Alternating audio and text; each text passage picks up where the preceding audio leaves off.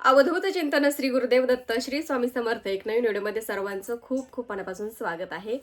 तर नागपंचमीच्या दिवशी आपण काय करायचं नाहीये त्याचीच माहिती बघूया, थोडक्यात बघूया, जास्त व्हिडिओ मोठा करायचा नाहीये. तर नागपंचमीच्या दिवशी आदल्या दिवशी म्हणजे रविवारी उद्या आपल्याला आहे भावाचा उपवास. प्रत्येक बहिणीने आपल्या भावाचा उपवास करायचा आहे. भावाच्या सुख समृद्धी चांगले आरोग्यासाठी आपल्याला भावासाठी उपवास करायचा आहे. त्याच्यानंतर तो उपवास आपल्याला संध्याकाळी सोडायचा नसतो. आपल्याला तो उपवास दुसऱ्या दिवशी नागाची पूजा नैवेद्य वगैरे दाखवून आपल्याला सोडायचा असतो.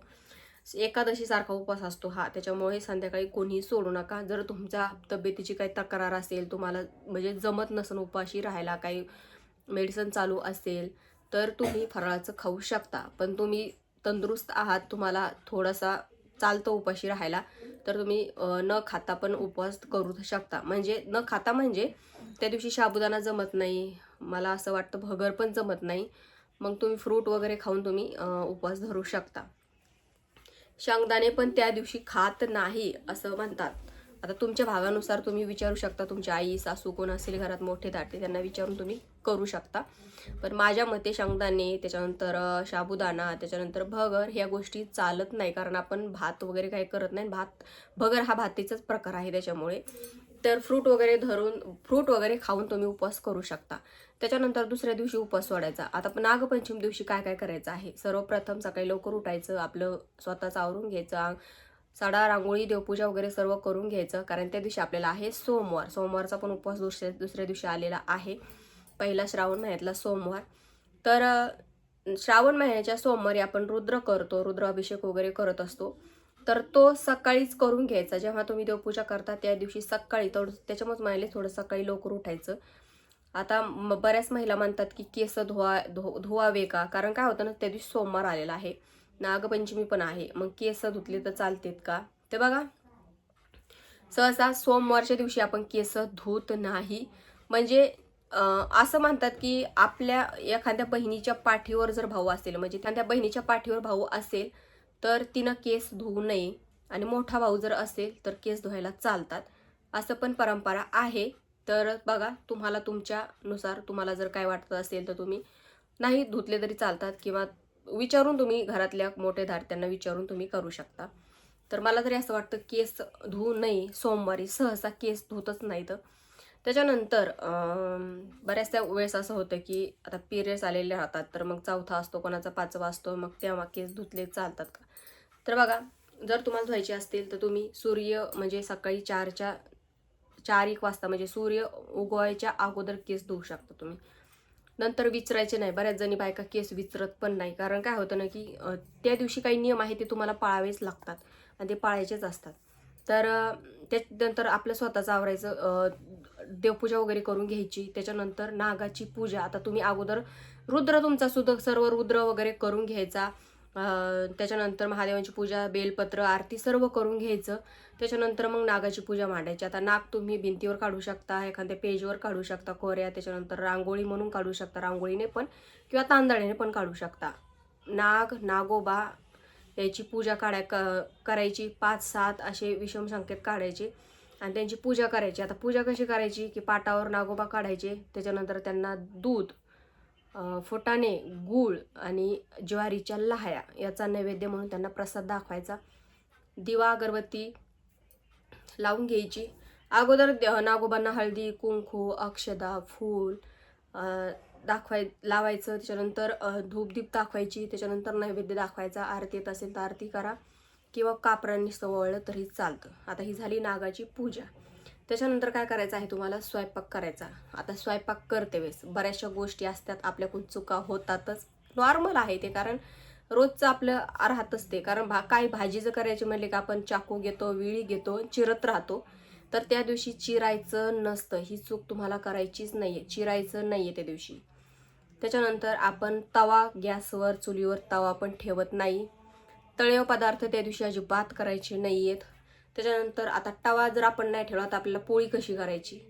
त्याच्यानंतर काय करायचं, भात करायचा नाही. आता पुरणाचा स्वयंपाक, बऱ्याच बायका पुरणाचा स्वयंपाक करतात, पण पुरणा स्वयंपाकामध्ये बघा, पोळी करायची नाही, भात करायचं नाही, तळेव पदार्थ म्हणजे भाजी वगैरे काहीच करायचं नाही. मग करायचं तरी काय, तर तुम्ही त्या दिवशी उकडीचे पदार्थ करू शकता. आता उकडीचे म्हणजे वरण, फळं, किंवा आम्ही तर वरणफळं वगैरेच करतो. आम्ही काहीच म्हणजे पुरणाच्या नादी लागतच नाही. पुरण केलं तरी पण जे कानोले असतात, कानोल्याचाच खास नागोबांना मान असतो. कानोल्याचा नैवेद्य. कानोले म्हणजे काय तर आपण पुरी कशी लाटतो, पुरी एवढा गोल पोळी लाटायची, त्याच्यामध्ये पुरण भरायचं आणि त्याला दुमडून घ्यायचं. म्हणजे आता तुम्हाला मी करून दाखवेल. तर कानोले सारखे कानोलेचाच नावान असतो. ते पण करायचे आणि ते पण उकडून मग नैवेद्य दाखवायचा. असं आमच्याकडे तरी परंपरा आहे.